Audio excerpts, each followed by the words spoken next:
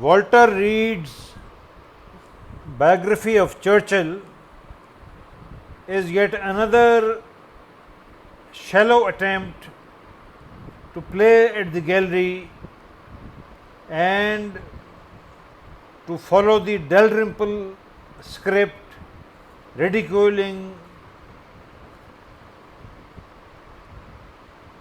British history, ridiculing great leaders of Second World War, great British leaders, and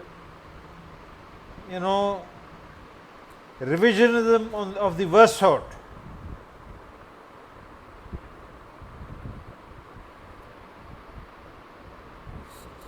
Fighting Retreat, Churchill and India, Walter Reid is another attempt to lampoon Churchill and to play to the Indian gallery, to the liberal so-called opinion in Britain, etc., and make fun of Churchill. But the writer's historical facts and analysis is severely lacking. Now, first his treatment of the Bengal famine. Many books have been written about the Bengal famine, but no clear judgment has been possible, because the Bengal famine was a highly complicated affair. Where Churchill can be blamed for the Bengal famine is that Churchill was thinking more about winning the British German conflict in North Africa rather than Bengal, and certainly he was guilty of diverting ships to North Africa and to support the North African campaign.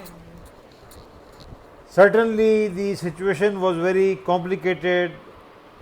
The crop in Bengal had failed, Burma had fallen, and the supply of rice was not coming from Burma. The situation was highly complicated. So Churchill does bear some share in the Bengal famine, but certainly it was not by design. Inadvertently, Churchill's actions may have resulted in the Bengal famine, but there the ball stops. But Walter Reid, rabidly goes after Churchill regarding the Bengal famine. Now, regarding the 14th Army,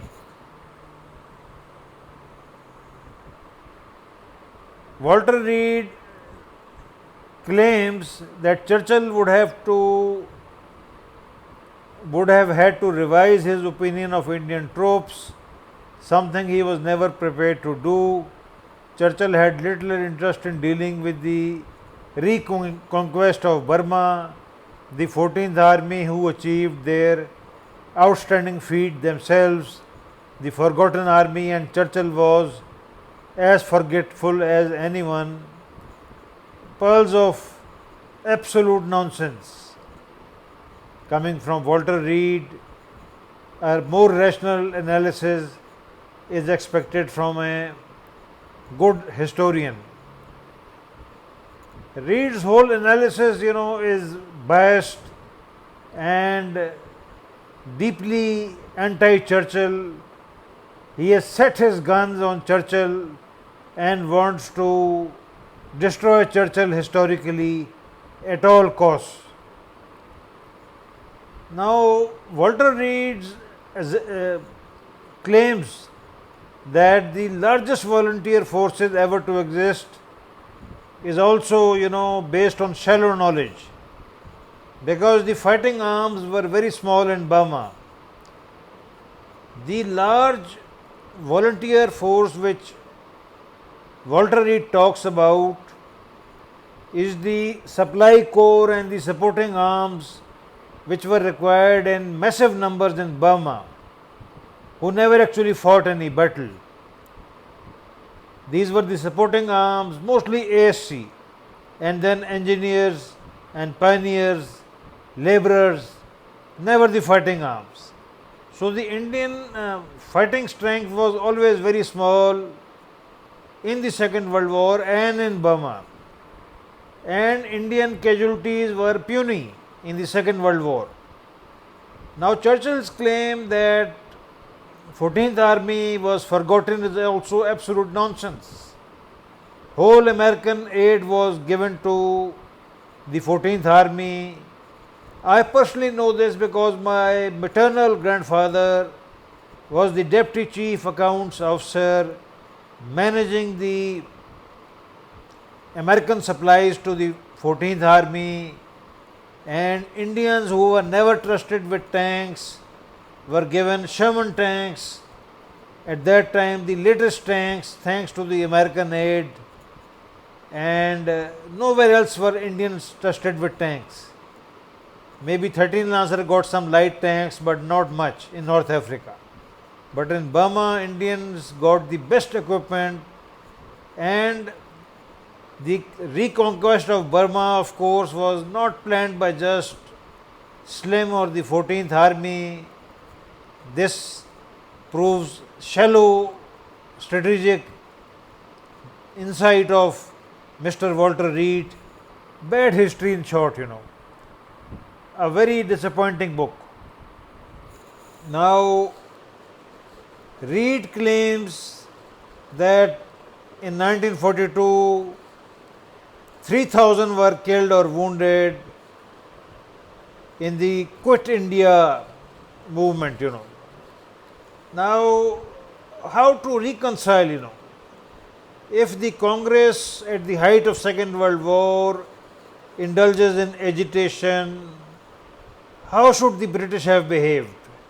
They should have garlanded them, they should have welcomed them, they should have practiced Gandhian non-violence. I mean, how a British author can make such nonsense statements, I mean, it is ridiculous. Now,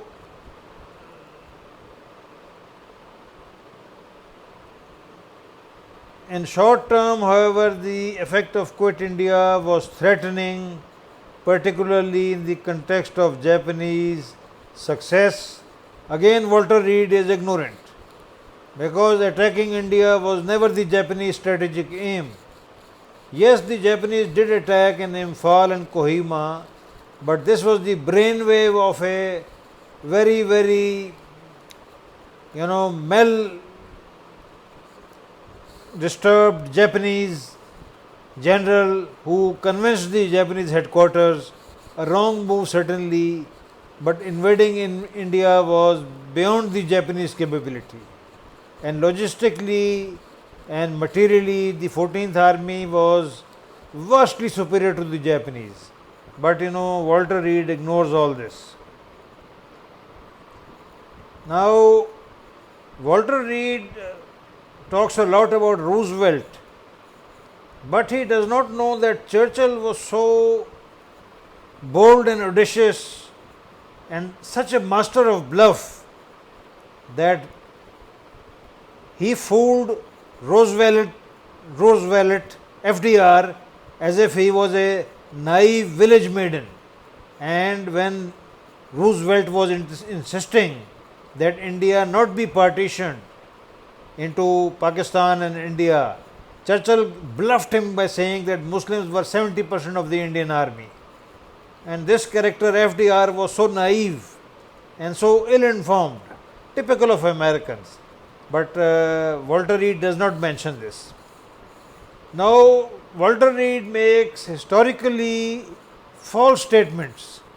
Like he says that by 1945, the majority of officers in the Indian Army were Indian 5,000 compared to 4,500.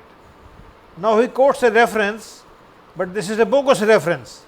As you can see, this footnote 13 is bogus because he cites a book but does not cite a page. Lastly, Pakistan Army's Major General Shaukat Raza, who had complete access to figures in his book, The Official History of Pakistan Army's first volume, stated that the Indian Army had 34,590 British officers towards the end of the war and 838,340 Indian officers. So this figure of 5,000 Indian compared to 4,500 British given by this character Walter Reid is absolute nonsense. Now Walter Reid forgets the fact that Indian role in Second World War was much exaggerated by Indo-Pak historians. If the hard facts of the war are studied, Indian Army role in the war was near zero and nominal. The biggest index are the fatal casualties. Indians suffered just 24,338 fatal casualties in the actual battle in Second World War, which comes to 0.24% of the total Second World War casualties suffered by the Allies. The Burma campaign, which has been massively exaggerated by British and Indian writers, was actually a marginal affair of Second World War. The Japanese firstly did not have any strategic plan to invade India.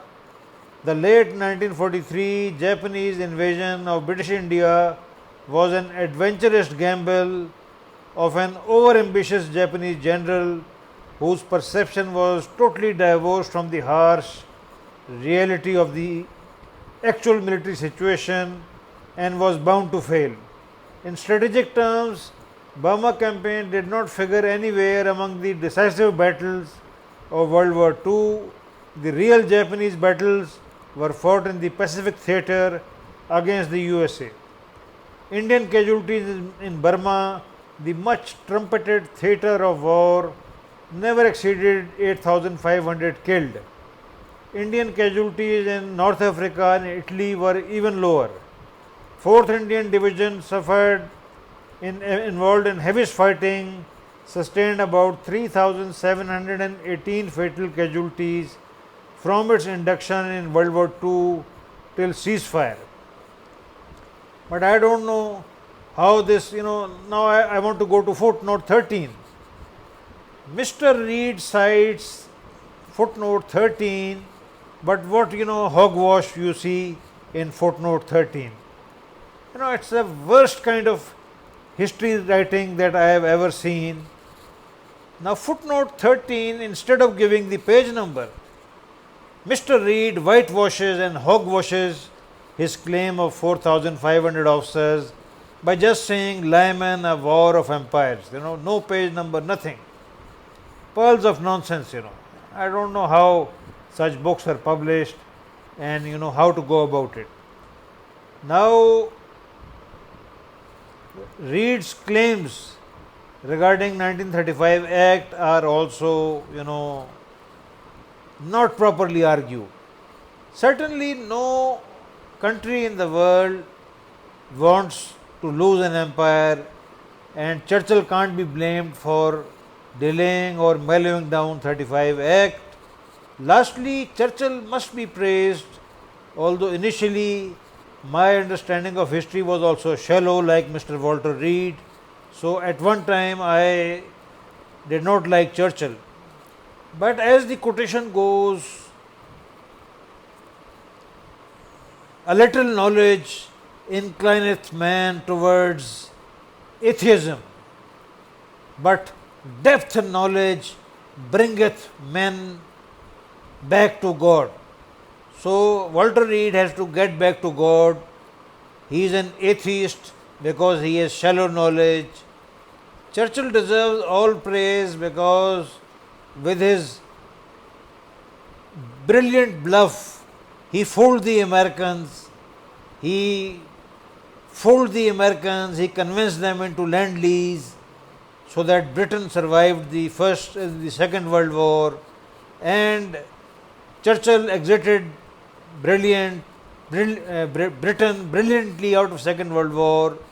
The British gracefully withdrew from India rather than being kicked out like the French were kicked out from Algeria or from Vietnam. So let's not denigrate Churchill, even if Mr. Reid doesn't like him, or maybe as a commercial writer he wants to sell by being Churchill better. A bad book in essence.